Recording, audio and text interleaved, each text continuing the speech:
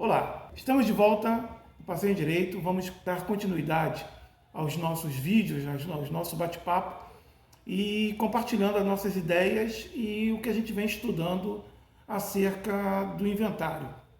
Acerca não só do inventário, mas acerca de tudo que faz menção à partilha, à entrega de bens de pessoas que falecem. Então nós passamos pela ausência, nós comentamos essa situação, né, de transmissão de bens dos ausentes, né, até lá o caso da sucessão definitiva. Comentamos um pouco a respeito do alvará e também é uma questão muito pertinente falar sobre alvará judicial, porque também é uma matéria que se insere na questão de transmissão de bens. E a partir desse vídeo, nós vamos comentar mais detidamente em cima do inventário e da partilha. O que ocorre? Todos esses casos, ausência, sucessão definitiva, alvará judicial, todos esses casos envolvem a situação de quê? Transmissão de bens de pessoas que juridicamente são consideradas falecidas, consideradas mortas, né? Então, o de cujus deixa algum bem para ser partilhado pelos sucessores, pelos herdeiros. Então, se lança a mão dessas situações. No caso da ausência, é um procedimento que vai transcorrer até a sucessão definitiva. E no caso do alvará judicial, você vai ter ali um requerimento feito ao juiz de uma situação já definitiva, apenas para se levantar aqueles bens que foram deixados, né, pela pessoa que faleceu. Então, na questão do inventário e da partilha, a gente tem aí o Código Civil, tá? Que a gente tem que se basear no Código Civil. Você também tem o novo CPC, tá? A lei aí do novo CPC, que é o novo Código de Processo Civil. Você tem alguma coisa também dentro da Constituição, obviamente. E tem também uma lei que veio a posteriori, que é a lei do inventário extrajudicial. O inventário, já falando diretamente do inventário, o inventário ele se divide em dois tipos.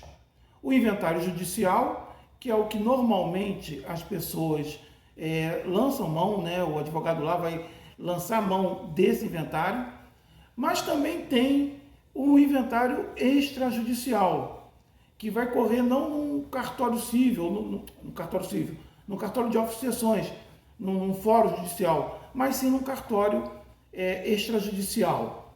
Mas pode um inventário ser requerido de forma extrajudicial? Sim, pode, justamente por causa dessa lei.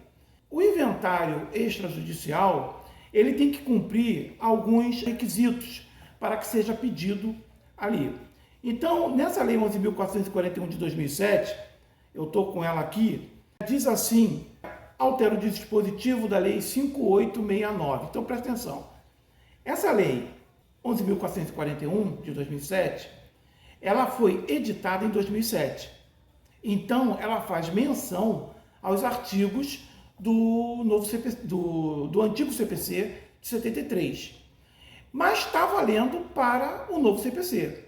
Então, quando a pessoa for pesquisar, ela vai, né, quando o aluno ou quando alguém for pesquisar essa lei, de como se faz um inventário extrajudicial, vai se deparar com os artigos do antigo Código de Processo Civil.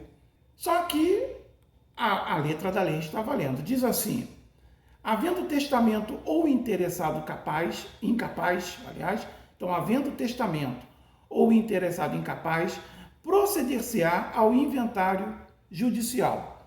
Então, tendo testamento, tendo incapaz, tendo menor, vai funcionar o MP, vai ser por inventário judicial. Tem nada a ver com extrajudicial. Mas aí continua, se todos forem capazes e concordes, ou seja, se todo mundo é capaz, se todo mundo pode acordar e contratar, se não há desacordo na situação, de preferência já se ingressa com o inventário extrajudicial, no cartório extrajudicial já com a partilha pronta, amparados por advogado. Então esse extrajudicial tem que ter o patrocínio de um advogado assinando por todos. Mas o que? Poderá se fazer o inventário e a partilha por escritura pública. Então, observa que para se chegar a fazer inventário extrajudicial, é preciso que todo mundo esteja de acordo e que não tenha menor, não tenha nenhum incapaz e não tenha testamento. Sanado isso, você pode ingressar com o inventário extrajudicial. Qual é o prazo? 60 dias a partir da abertura da sucessão. Então, faleceu, você tem aí 60 dias para ingressar com o inventário, seja na esfera judicial quanto na esfera extrajudicial. Aí continua, diz assim: o processo de inventário deve ser aberto dentro de 60 dias a contar da abertura da sucessão, ultimando-se nos 12 meses subsequentes, podendo o juiz prorrogar tais prazos de ofício ou a requerimento da parte. Então, nem sempre é possível, no calor da emoção, né, da perda do ente querido, correr com a papelada para se fazer um inventário. Muitas das vezes esse prazo acaba sendo ultrapassado. E também a questão de se ultimar um inventário em 12 meses é uma questão bem complicada. O inventário ele tem uma tramitação muito rígida, funcionam aí, a Fazenda Pública Estadual, ela vai funcionar aí, a Procuradoria do Estado, ela tem interesse em alguns aspectos com relação ao imposto de transmissão causa-morte, né, de bens e direitos e doação. Então, dependendo dos bens que estão sendo partilhados, dependendo dos valores que estão sendo partilhados, ou da característica desses valores, não estando na isenção, como fora visto na questão do alvará, que também cabe aqui no inventário, isso vai para a fazenda e às vezes demora, né? Não é só o seu inventário que está lá sendo processado, existem milhões de inventários, existem milhares de inventários sendo processados numa vara de oficiações. Muito bem, e alguns remanescentes também em varas cíveis. Não é estranho encontrar um processo de inventário tramitando numa vara cível. Não é estranho, tá? Você pode encontrar um processo aí tramitando numa vara cível. Então, a partilha estando amigável e celebrada entre as partes capazes, né, dentro daquela situação do Código Civil, a questão da pessoa ser capaz, será homologada de plano pelo juiz. Então, essa homologação do inventário, já falando assim bem rapidamente, ela depende da quitação dos tributos. De que tributos?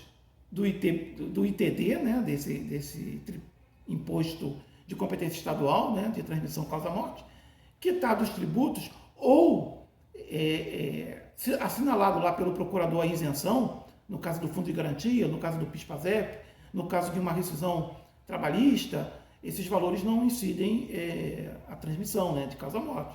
Então, de qualquer maneira, tem que passar pelo aval do procurador, tudo ok, nada opor, né, ou pela isenção ou pelo tributo pago, vai ser homologado a partilha dos bens no inventário. Então, veja bem, o inventário, ele praticamente, ele já foi visto lá atrás, né, já começamos a ver, né, na parte de ausência, aquela tramitação que aconteceu lá, quem não assistiu o vídeo da declaração de ausência, daquelas fases, dá uma olhadinha no vídeo, né, naquele bate-papo que a gente teve lá, que é justamente essa situação do inventário. O inventário ele vai passar, agora sendo uma fase única dentro daqueles procedimentos, tanto no alvará, quanto na ausência, quanto na sucessão provisória e sucessão definitiva, nós vamos ter aí o inventário como um procedimento mais condensado, mais um procedimento mais final, onde já está tudo ali, a certidão de óbito do falecido, os bens colacionados, né? Dentro do inventário, também é importante dizer, no inventário judicial, é aquele caso onde tem, por exemplo, um testamento, onde, por exemplo, tem lá um menor herdeiro dentro da sucessão, vai correr, obviamente, dentro de um inventário judicial. Então, não tem nada a ver no extrajudicial, vai ser no inventário judicial. Tendo o inventário judicial, opa, então tem um testamento aí. Pode ser que tenha. Tem um menor. Pode ser que tenha. Mas pode não ter nada disso, porque nada impede da parte entrar na justiça estadual, né, dentro de um fórum, de uma vara de sucessões, com um inventário pronto para correr numa vara extrajudicial. Está redondinho para correr numa vara, num cartório extrajudicial, mas a parte prefere entrar lá na justiça estadual. Tudo bem, mas na justiça estadual, numa vara de sucessões, vai correr aquele tipo de inventário, não tem jeito, que tenha testamento e que tenha incapaz. Tendo testamento, é preciso colacionar esses bens do testamento ou daqueles que foram adiantados, por exemplo, em uma herança adiantada, né? um bem adiantado pelo falecido para o filho, por exemplo. Esse bem tem que ser colacionado no processo para poder fazer a partilha, para poder ser realizada a partilha e ser identificado esses bens que foram adiantados, né? Uma herança adiantada. Mas é preciso dizer o seguinte, que a questão do inventário não é tão simples. E existem casos, né, aí já uma coisa bem fora da situação de inventário, que é o adiantamento ou o desvio de herança. Vamos imaginar um caso dentro do inventário. Vamos imaginar uma pessoa que tenha bens, né, e ele tenha filhos, esposa, netos, uma família. Ele tem bastante dinheiro. Em vida, ele compra um carro para um filho. Nada mais. Ele vai lá e compra um carro e bota o nome do filho. Tem filho A, B, C e D. Aí esse pai falece, mas antes de falecer, ele comprou um carro para um filho. Ele comprou um apartamento para outro filho. O filho B, por exemplo, o filho A comprou um carro, para o filho B ele comprou um apartamento. Para o filho A ele compra algo de valor, por exemplo, uma joia. Para o filho B, ele tem 3 filhos. O filho C está lá, arredio lá. E ele vai adiantando valores durante a sua vida para filho A e B e para C. Alguma coisinha lá, só para inglês ver. Você acha que isso é justo? Há alguma justiça na hora de se fazer uma partilha e uma herança ser dividida, onde os filhos A e B já receberam bens desse falecido em vida? E na hora de dividir a herança, sobrou lá algumas migalhas, alguns valores, onde A, B e C vão concorrer dessa herança. Então são essas questões que eu gostaria de deixar aqui, que a gente vai desenvolver, e são questões fora da situação de lei, fora da situação do beabá que está ali na questão da lei. A gente vai discutir isso de uma forma, de um papo, de indagações, de trazer algumas ideias aí do que pode acontecer no inventário. Então a gente fica por aqui para não se estender muito o vídeo e vamos seguindo aí, ok?